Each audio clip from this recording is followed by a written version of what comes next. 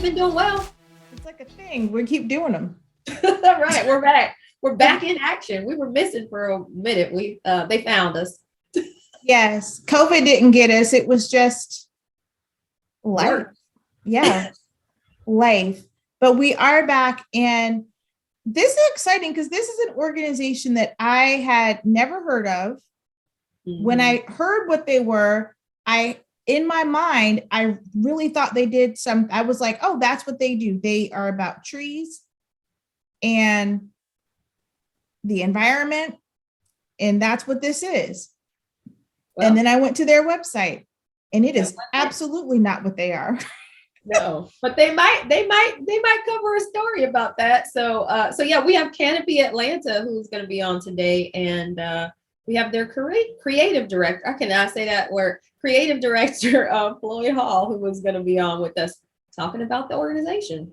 Yeah, so really, really interesting group, telling stories that need to be told in our community. I think anyone who works in the news, watches the news, tangential to the news for the last 5 or 6 years, it's kind of hard to break through the national news. So when we start, if we think about the stories that we need to tell on a local level, it's been hard. I mean, speaking from Goodwill's point of view, when we're trying to tell a story, it's like, oh, but there's an election. Oh, but there's a runoff. Oh, but there's COVID. Oh, and it's hard to break through. So they are taking some steps to combat that in their local community. So we're super excited to talk to Floyd and find out what they're working on.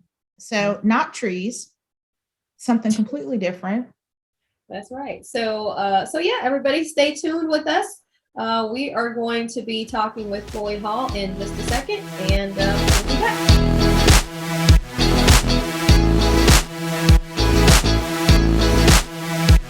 Well, welcome back, everyone, to the Good Work Show. We are excited to be joined by our next guest, and he happens to be Floyd Hall, who is the creative director for Canopy Atlanta. Welcome to the show, Floyd.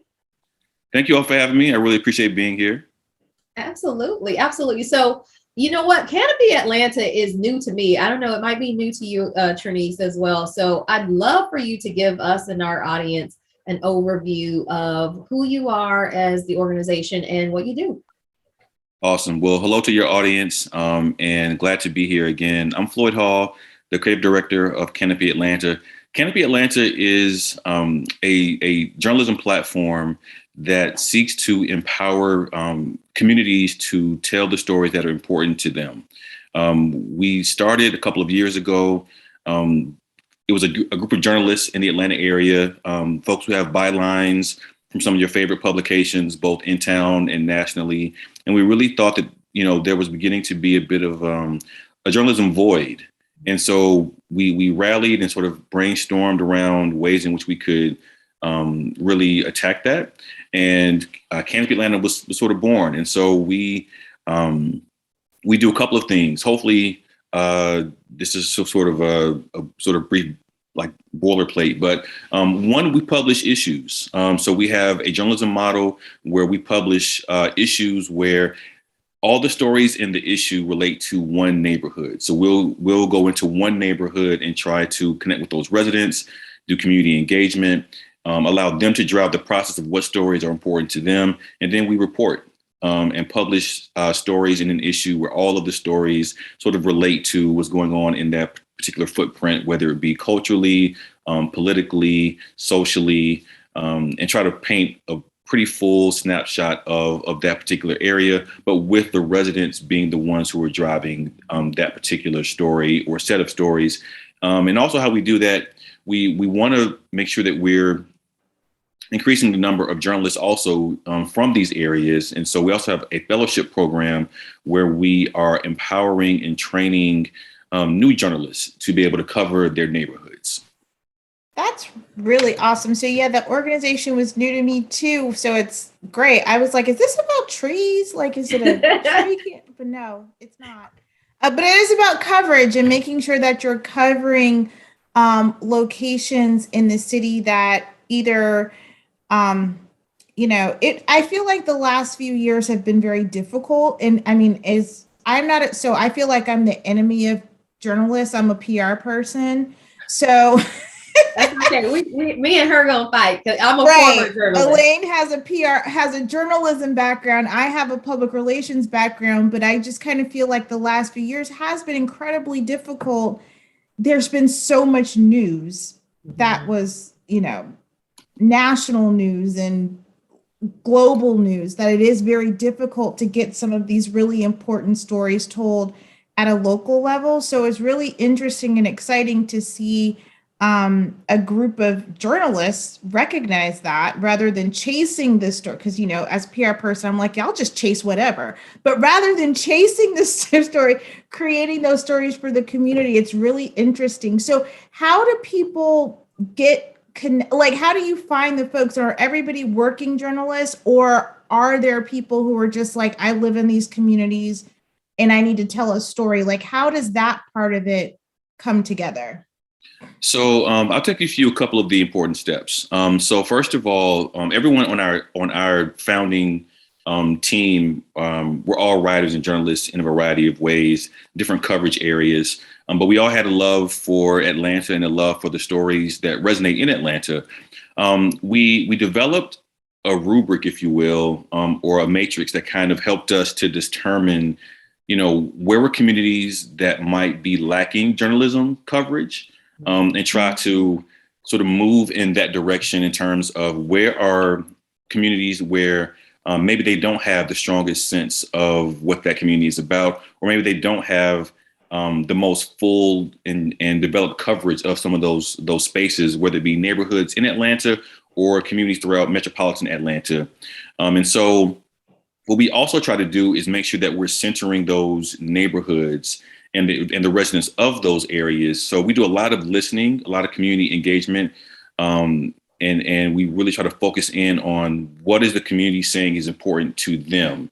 And then we try to report those stories alongside them and try to develop capacity within that community to do some of their own reporting. So usually there's a several month process, and we oftentimes joke within our own sort of meetings around Canopy Atlanta that we do slow journalism.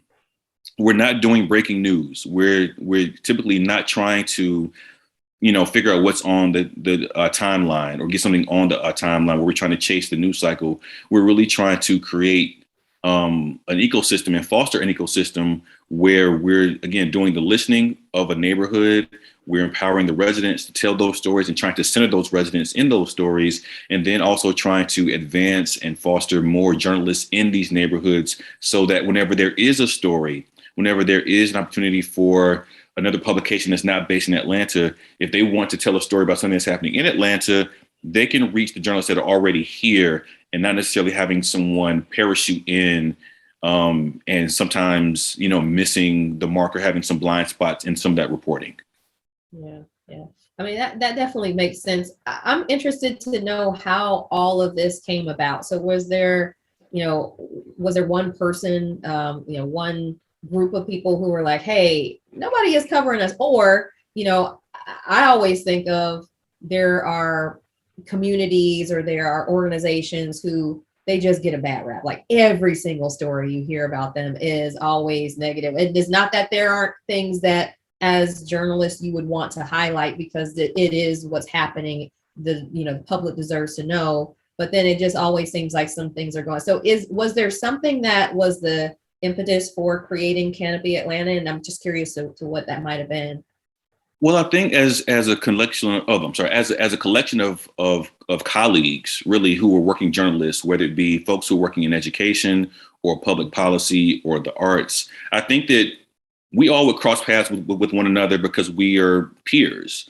But I think as we began to understand the shift in the industry where clicks sort of drive attention, and that ends up driving what gets funded or what gets supported, right? And so we understand, and we're still working journalists, so we still understand the system and how that works. But I think that as we looked at what was happening in the Atlanta area, and as Atlanta continues to change in many ways, both the city of Atlanta and metropolitan Atlanta, we realized that there were so many stories being missed, and neighborhoods being missed, and we just decided to meet and talk about it. And like from some of those earlier conversations, I think there were,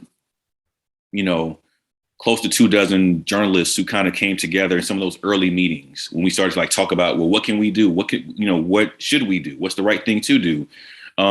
So, through sort of the iterations of some of those conversations, Canopy was born there. But I think the model that we adopted was really, again, one where we wanted to center the residents of some of these spaces, but also have a framework by which we would begin to choose some of the neighborhoods. The first neighborhood that we chose was West End. The second neighborhood that we chose was Forest Park, which is the city of Forest Park, which is just southeast of Atlanta. And our next neighborhood is Bankhead. And so, again, we're selecting neighborhoods that, based on some of the metrics that we looked at in terms of child well-being scores, poverty indexes or indices, I guess is the proper term for that, or just a lot of cultural relevance to these places also. What, we sort of, again, had our matrix sort of determine what were some of the priority neighborhoods, and then we reached out to those neighborhoods and began to do the work. And so some of that outreach, looks like showing up at community meetings, at NPU meetings, trying to find who were the culturally significant individuals in those places, the meeting places in those neighborhoods, and just showing up and offering to be an ear and to listen to see what's important to them, and then try to reflect that back in our coverage and how we amplify the voices and the stories of those neighborhoods. I mean, this all sounds great, and it sounds like you've told some stories or written some stories that people need to read and see. So tell folks how they can find the content that you're creating. Sure. So canopyatlanta.org is the easiest place where you can find out both about all of our issues that we've published, as well as how we work. And as well as how you can get involved in that. And so both our West End and Forest Park issues are currently up. You can find links to those issues there, and you can read, figure out, where you might want to fit in or contribute if you are interested in doing so, and then we'll go from there. Fantastic. And there's areas of the website where people can, so if they're like a retired journalist, like I am, but if they want to, get back in the game, or they have, because you mentioned too, which I think is something important too, is that you're teaching sort of more people, inviting them into the world of journalism. And I suspect there's probably some young people who might be in there, and maybe there's some, there's some lessons or some things that, people like me that might be able to pass along, or people who have been around the journalism community might want to, maybe they're not ready to jump back in, but they've got some lessons that they can provide to those who are just starting. So there are opportunities for volunteerism too, in that regard. Elaine, we'd be glad to have you. Go ahead, Elaine. I don't know if this is your pitch, but the answer is yes. I feel like I'm so far removed. But if you'll allow me just to sort of talk about that for a quick second. When we have our fellows for every issue, we normally have between 4 and 8 fellows who go through a series of training throughout the sort of arc of time as we're building out an issue. And when we develop that, I want to give a highlight to Camille Whitaker, who manages our training, and Marianne Martin, who does our community outreach. But when it comes to our training, one of the things that we do is we're relying on our peers. And so again, all of those individuals who were sort of at the early stages of Canopy Atlanta, at some of those early meetings, they know exactly what we're about, and they all have kind of played a role in providing